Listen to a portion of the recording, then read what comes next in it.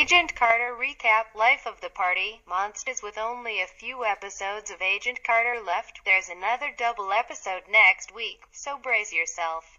We're ramping up both the story and the intensity. And whereas last season focused on gender issues and Peggy's attempt to reclaim her life after the war and Steve's death, this season has dealt with diving deep into the complex lives of the characters we've come to know and love. Tonight's double feature explored those relationships and feelings, and left all our characters facing the question of what happens when the world leaves them on their own, for better or for worse. Anna Jarvis, meanwhile, is having about the same bad day as Whitney is. I always wondered what her life was like when her husband was not playing the Bonnie to Peggy's Clyde, or when he was not chasing flamingos around the yard. In this episode, Anna gets a really big window into what it means to be a part of Peggy's world. She works closely with Wilkes to build the containment chamber. She helps make the modified syringe. She listens while Wilkes explains, in no uncertain terms, how badly this particular mission could go if things end up going wrong for the first time.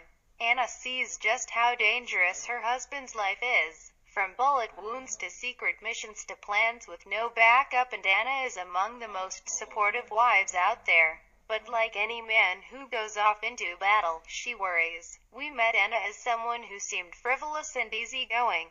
And I like that the show has peeled back her layers and shown us what lies underneath the surface of those fronts.